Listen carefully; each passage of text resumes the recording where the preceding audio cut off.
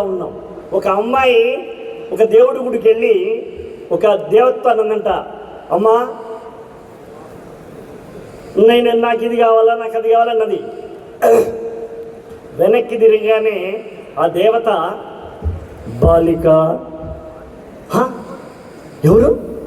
నేనే బాలిక, నీకేం కావాలి? నువ్వు మాట్లాడుతున్నావు అమ్మా? అవునమ్మా, నేనే మాట్లాడుతున్నా.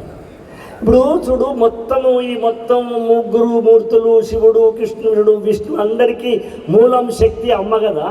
ఇప్పుడు మా కవితమ్మ గారు కూడా చెప్పారు, ద ఉమెన్ ఫోర్స్. మరి అమ్మ, నువ్వు దేవతవు కదా, అందరినీ సమానంగా ఉంచవచ్చు కదా. ఒకరికి 90 మార్కులు వస్తాయి, నాకేమో 40 మార్కులు వస్తాయి. అందరికి సమానమైన మార్కులు ఇవ్వచ్చు కదా. ఎందుకు పైకి కిందికి పెడతావు, కిందికి పైకి పెడతావు, ఒకరేమో పైకి ఒక కింద అంటే, అవునా బాలిక,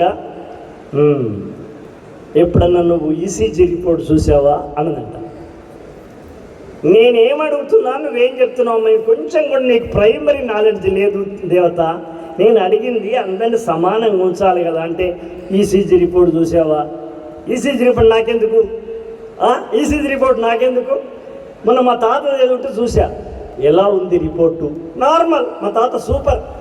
మా తాత సుధాలక్ష్మి ఫ్రెండే. మా తాత సూపర్గా ఉన్నాడు. నేను చెప్పేది రిజల్ట్ కాదు, మ్యాప్ ఎలా ఉంది, ఇలా ఇలా ఇలా ఉంది. ఓహో, ఒకవేళ అది ఇలా ఇలా కాకుండా ఇట్లా సమానంగా ఉందనుకో, ఏమన్నట్టు, ఏమాడుతున్నావు అమ్మ దేవత నువ్వు, కాళికాదేవి, ఇట్లా సమానం కూడా చచ్చిపోయినట్టు కదా.